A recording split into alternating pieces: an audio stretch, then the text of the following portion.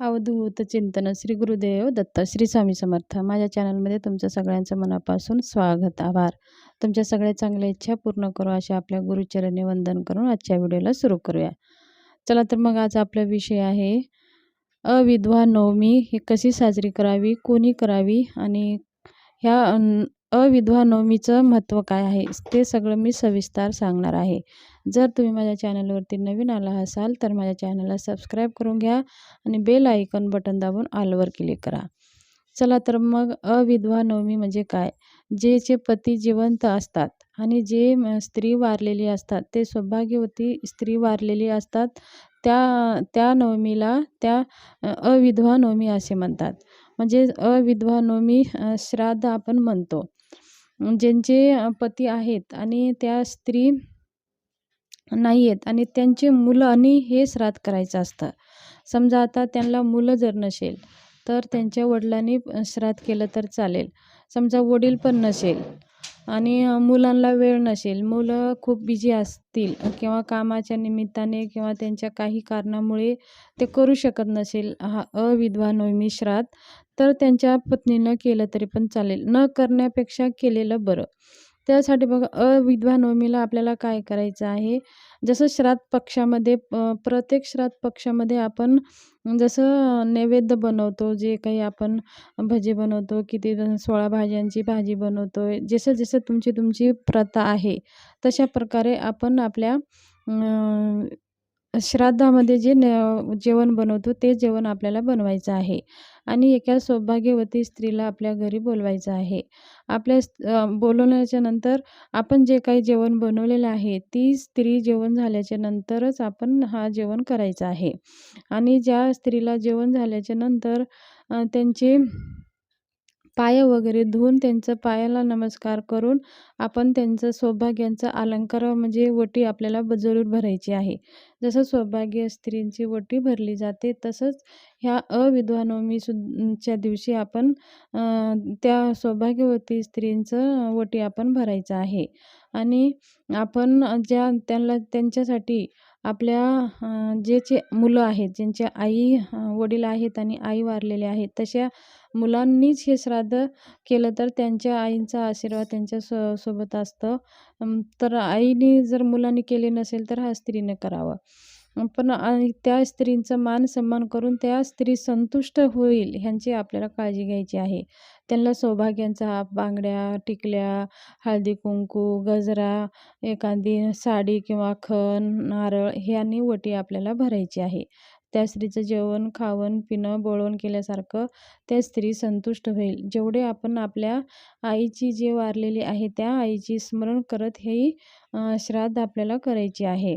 आणि तसेच आपण त्या जेवण घालण्याच्या अगोदर एक ताटामध्ये थोडासा जे काही थोडे आपण अन्न बनवलेलं आहे, म्हणजे स्वयंपाकघरामध्ये श्राद्ध नवमी श्राद्धसाठी आपण जे बनवलेलं आहे ते एका ताटामध्ये आपल्याला 12 ते 12:30 ह्या वेळेमध्ये कावळ्याला पण द्यायचं आहे आणि हे दोघे कावळ्याला घास आणि ते सौभाग्य स्त्री जेवण झाल्याच्या नंतरच आपल्याला घरच्या लोकांनी जेवण करायचं आहे.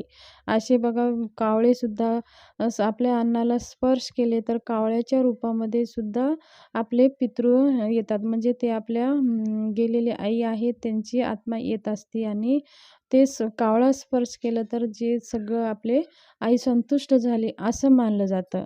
हे शास्त्रीय पद्धत आहे. म्हणून आपण कावळ्याला घास देणं तेवढंच महत्त्वाचं आहे ह्या श्राद्ध पक्षामध्ये. तसेच आपल्या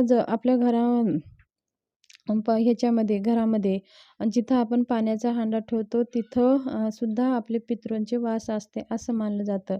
म्हणून आपण एक छोटासा माठ घ्यायचा आहे आणि पितरांसाठी म्हणून त्याच्यात पाणी भरून ठेवायचं आहे आणि त्याच पाण्यानं रात्रभर ते पाणी भरलेलं असतं आणि त्याच्यात थोडेसे काळे तीळ आणि चिमूटभर साखर आणि एक लाल फूल किंवा दर्भाची कांडी घ्यायची आहे आणि आपल्या पितरांना तर्पण द्यायचं आहे.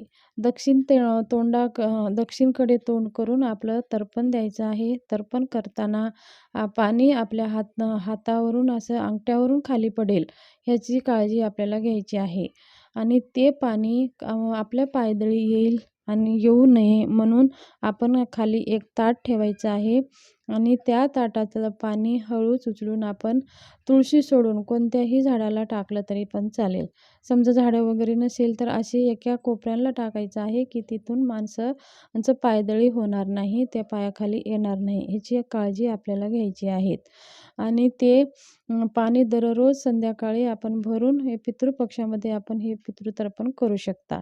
आणि अविधवा श्राद्धच्या दिवशी मुलांनी आपल्या आईसाठी हे पितृतर्पण आवर्जून करावे आणि आपल्या आईला स्मरण करून आणि आपल्या आईला विनंती करावी आणि आपल्या आईचं तुम्ही जे काही हे जे संसार मांडून गेलेला आहे ते व्यवस्थितपणे आम्ही चालवत आहोत आणि तुम्ही संतुष्ट व्हा आणि आम्ही जे काही तुमची सेवा करतो तुम्ही स्वीकार करा आणि तुमचं कृपा आशीर्वाद आमच्यावरती असू द्या. आपल्याला ही विनंती करायची आहे आणि आपल्या आईचं स्मरण करून नमस्कार करायचा आहे. आणि तसेच अजून आपल्या घरामध्ये थोडीशी गौऱ्या घ्यायचं आहे आणि आपली जी कुंडी असते त्याच्यामध्ये गौऱ्या पेटून घ्यायची आहेत. पेटून झाल्याच्यानंतर जे काही आपण अन्न बनवलेलं आहे घरामध्ये ते सगळं थोडं-थोडं अन्न घ्यायचं आहे आणि ते अन्न त्या हवनकुंडामध्ये घालायचं आहे. म्हणजे असे अग्नी स्वरूपाने सुद्धा आपण अन्न प्राप्त केले तर ते सुद्धा अन्न त्या वासाच्या धुराने आपल्या पितरांकडे पोहोचले जातात असं शास्त्रीय पद्धत आहे, मान्यता आहे. तर ही सेवा आपल्याला आपण 2-3 गौऱ्या घेऊन पेटवून त्याच्यामध्ये सगळे अन्न आपल्याला घालायचं आहे. त्याच्यानंतर आपण आपल्या घरातल्या सगळ्या लोकांनी आपण जेवण करायचं आहे. तर अविधवा श्राद्ध आहे आणि आपल्या आईचं कृपा आशीर्वाद प्राप्त करण्यासाठी आपल्याला ही दिवशी आवर्जून ही सेवा जरूर करायची आहे. दक्षिण दिशेकडे करून आपल्या घरामध्ये आपण जिथं पाण्याचं माठ भरून ठेवलेलं आहे तिथं एक दिवा प्रज्वलित करायचा आहे आणि असे केल्याने सुद्धा आपल्या पितरांना आपल्या आईला सद्गती प्राप्त होते आणि त्यांचा कृपा आशीर्वाद प्राप्त होते. आवडला असेल तर सबस्क्राईब